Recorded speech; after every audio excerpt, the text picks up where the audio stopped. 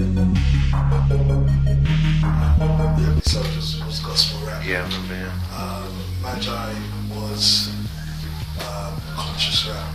Okay. And What's Colors was kind of... What's conscious rap then?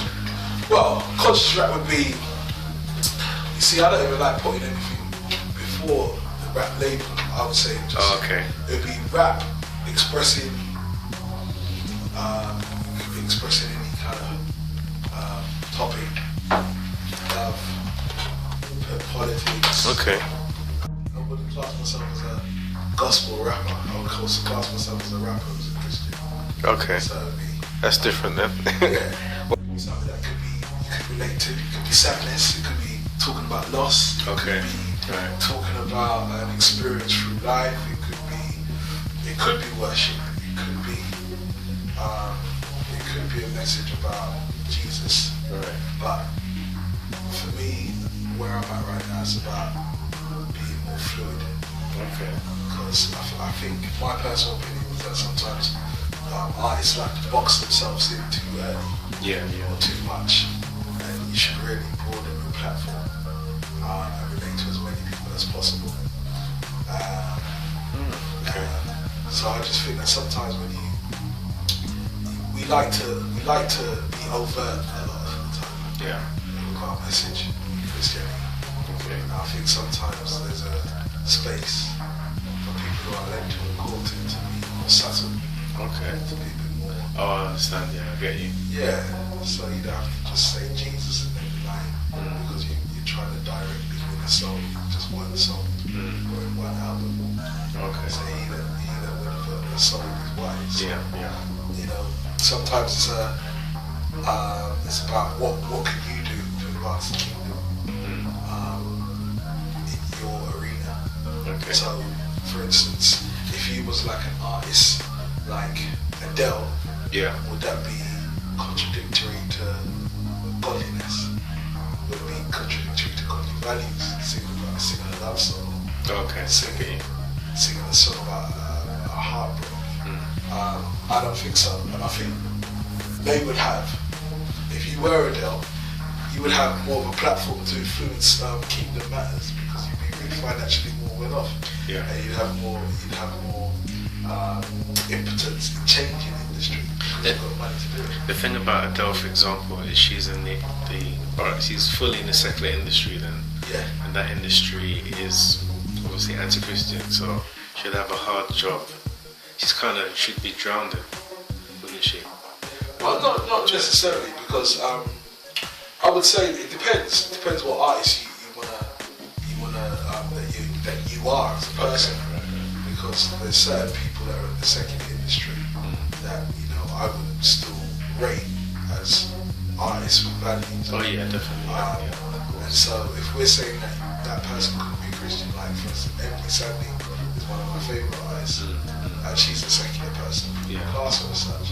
But if you listen to her lyrics, her values very rarely are contradicting, Christian ethos, ethics, all of that. That's a good point.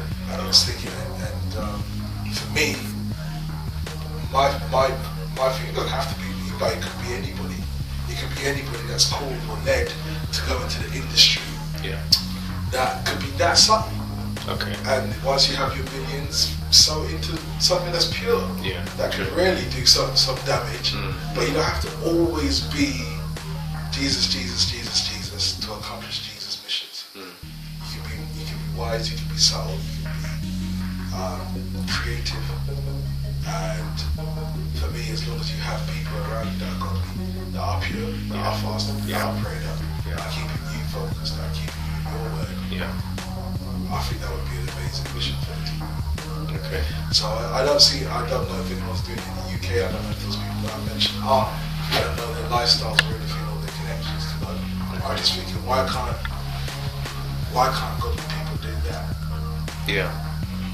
Instead of always having to feel the need to actually just quote scriptures in the song or say Jesus all the time in the song. So that's a bit controversial. it could be a bit I don't know, off the beaten track. Yeah. But I think some music artists already do that. Like for instance, Marley Music. Yeah. Like Marley Music is a fantastic gospel artist. He was. Okay. But I believe that he's caught that same vision that I'm talking about. Is that you have to be subtle. Let's go in fast and keep the awareness more than that. The fan base. Yeah. Let's diversify it, keep values and still reach people and then see what kind of levels that you can rise up in the industry. And in other platforms and arenas, and still keep your identity in Christ. Okay. So I'm hoping they can do it. I'm hoping that you can be successful and keep that balance. So is that what your music is about then, or what you've just explained? Well, to be honest, I've been out of the game for time. The only reason why I've come to do this thing is because I know you from back in the day. So I haven't even got any. Oh, so you're coming into this event rusty then? Yeah, a bit rusty. A bit rusty, so people might have to bear with me.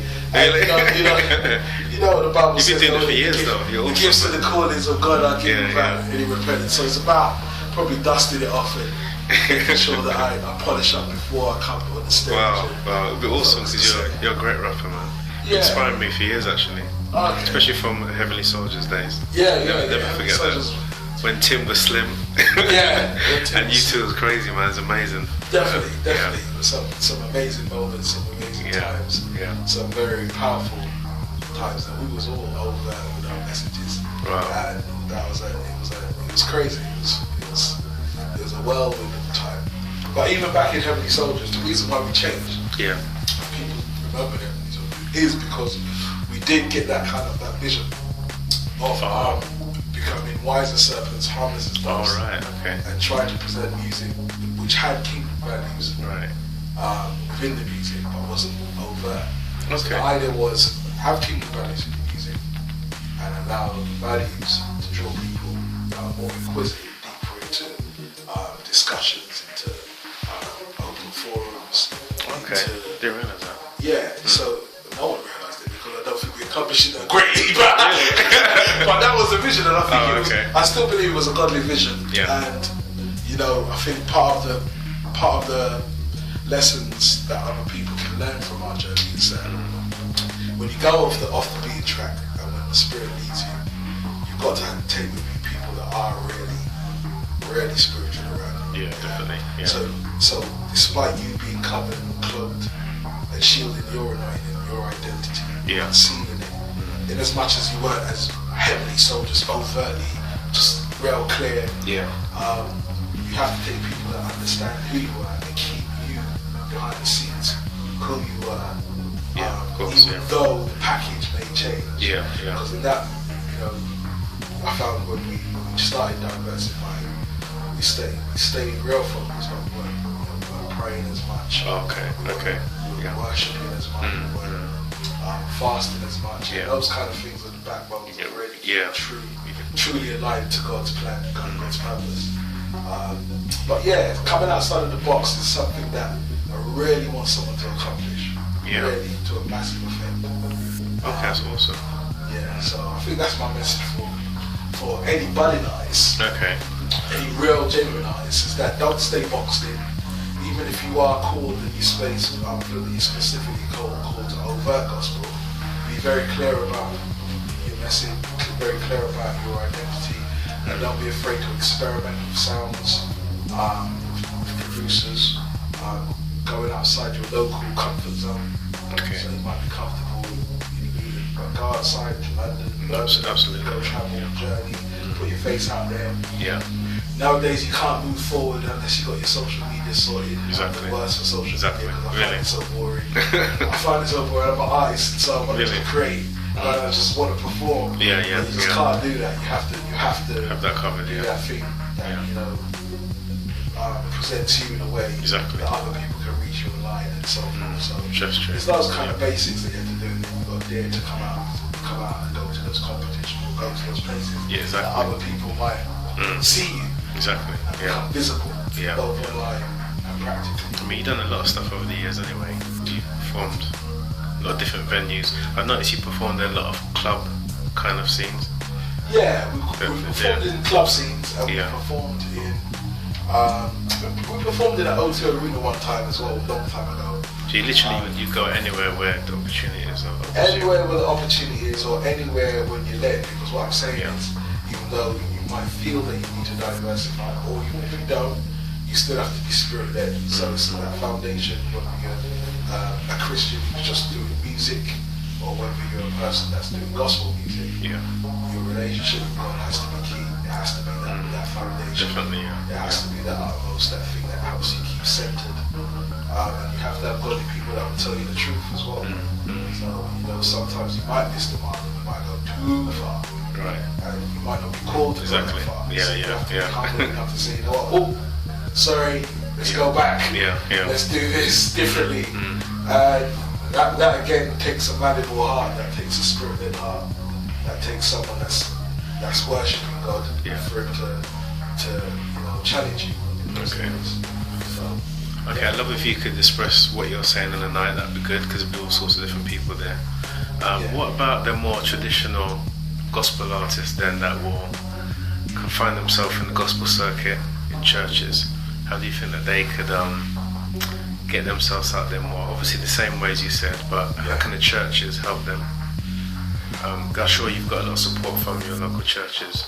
Not really. Just I had support in terms of they might put on a concert. Okay. But I think it's not that there is a desire to not support.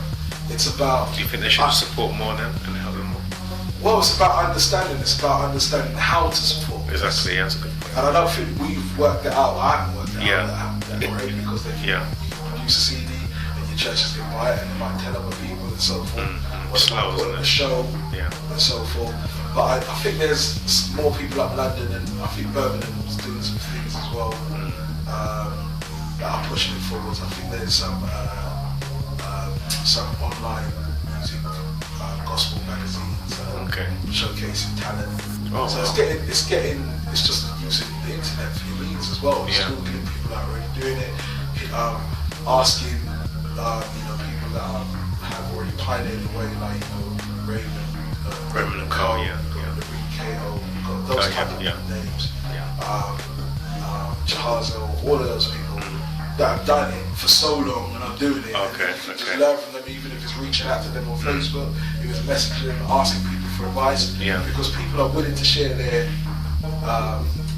journey, their successes, their challenges, how they overcome obstacles, what pitfalls to look out for, so you can accelerate your kind of personal journey in music by just listening to those that have gone before. Exactly, And also, you have to be good. You have to be practicing and willing to, execute your art in a way that's palatable, in a way that's at least is eye-catching, or is credible, or you can tell that you've put a lot of work in. Exactly, So you can't just jump on and sound like anyhow and then. No way, And then feel that people are going to embrace you just because you say that you're Christian. You've got to be good. That's a good point. Good point. So working together then, networking, all those things are quite important then, just like in business, I suppose then.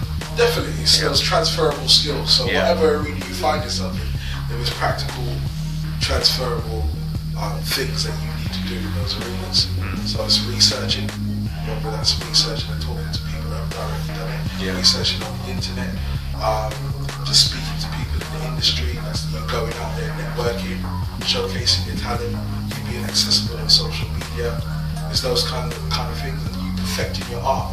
It's you staying close to God and saying, which opportunity shall I take here? And give me the faith, give me the courage, all of those kind of things, and staying grounded with people that are spiritual, praying you up, networking with your local scene as well. Try to create something as well. Create something with other churches that are like-minded. That's an advantage. I know Pastor Patrick was doing gospel in the summer. I remember that. Still Great. I thought it was a fantastic initiative. It was. And I think that should still be heralded. And all churches should get involved in that. That was a massive effort that was in Luton.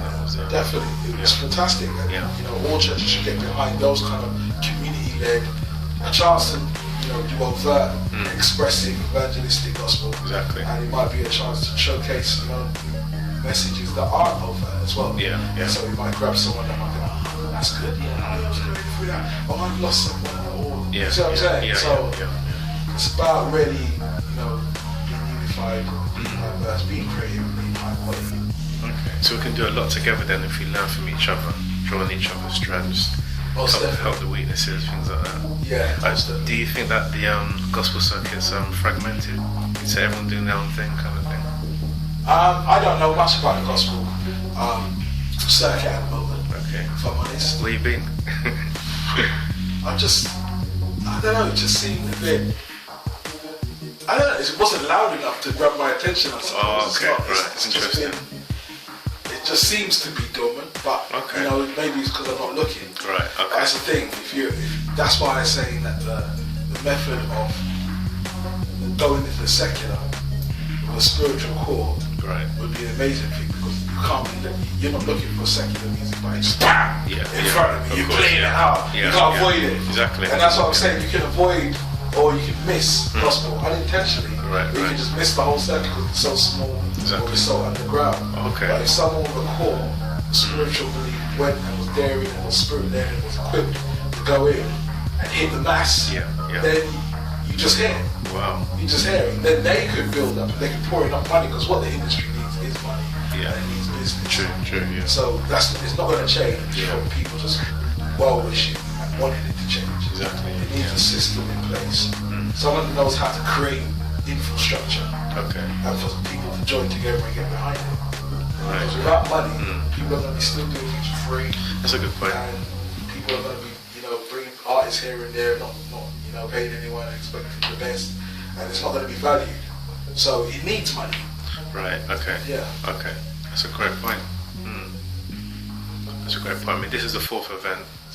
But I think what you said is amazingly awesome. There's a lot of depth there, a lot of knowledge and wisdom, and I think it will help a lot of people. I think it will make a lot of gospel artists as well broaden their range. And, I hope so, because there's a lot of talent. That's where all the talent, from yesteryears, I know it's become more, a lot of grime artists and stuff, but most of the singing talent always came from the church.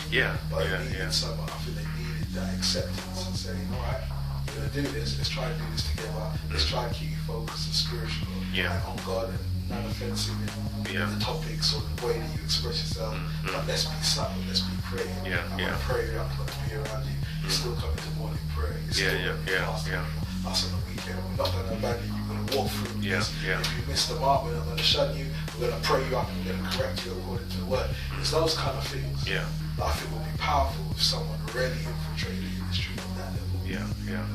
That's great. The only thing you said that concerned me a bit is the churches, most local churches don't know how to work the music industry and help their artists. They don't have the skills or the knowledge to like, for example, a lot of churches have tried to build studios and it's half finished or it's not professional, things like that. So there's no consistency and they don't have the knowledge and the wisdom to actually just do it. Obviously it's not maybe a priority anyway, but it would help a lot of the youth that they have to at least have a start. Sometimes it's just about having that start, that little platform for better things later on. I agree with you. If you can do that, by all means, that would be great. That would be an outlook for creativity. You're hosting, nights like yours. If there's more on a bigger scale as well, joining up with each other and doing those kind of things with other churches that are like-minded.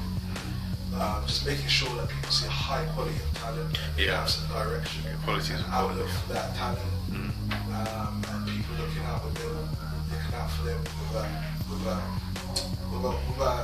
a spirit-led eye, an eye that sees development, and sees process, and is able to encourage and is able to direct. Because we preach a lot about helping people in their gifts and their talents and their callings. If it's music, then you need musical awareness and knowledge.